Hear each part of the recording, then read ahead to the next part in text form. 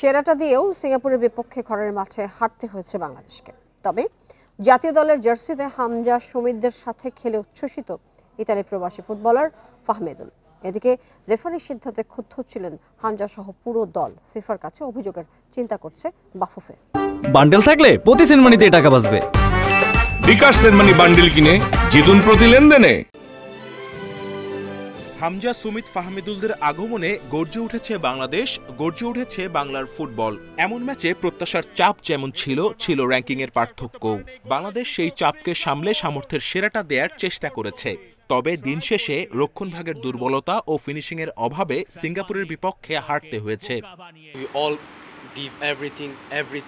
আমরা সবাই নিজেদের সর্বোচ্চ উজাড় করে দিয়েছি।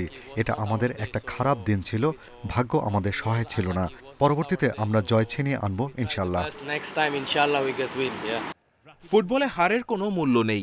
সিঙ্গাপুর ম্যাচে যে ভুল ত্রুটি ধরা পড়েছে, পরের ম্যাচে সেগুলোকে শুধরাতে হবে ফুটবলারদেরই। সে কারণে অক্টোবরে হংকংয়ের বিপক্ষে হোম ম্যাচের জন্য এখন থেকেই প্রস্তুতি সারতে চান জামাল তোপুরা। দলের সবাই খুব আন্তরিক। প্রথমবারের মতো হামজা সমিত ভাইয়ের সাথে খেলতে পারা দারুণ অভিজ্ঞতা। আর পুরো দলের সাথে আগেই সৌদি আরবে আমাদের দেখা হয়েছে। এখন আমাদের নিজেদের ফোকাস ধরে রাখতে হবে। সিঙ্গাপুরের বিপক্ষে 2-1 গোলে হারের পর রেফারির উপর চটেছিলেন হামজা সহ পুরো দল। বেশ কিছু বিতর্কিত সিদ্ধান্ত নিয়ে প্রশ্ন তুলেছে বাংলাদেশ দলের ম্যানেজার আমির খান। বিষয়টি নিয়ে এএফসির কাছে লিখিত অভিযোগের চিন্তা বাফুফের। রেফারিদের কিছু সিদ্ধান্ত এটা আসলে মেনে নেওয়ার মতো না। যেটা ফাইমের যেই লাস্ট বলটা, সেটা কিন্তু কর্নার হয় নাই, রেফারি দিছে কর্নার, কিন্তু সেটা তো হয়েছে পেনাল্টি।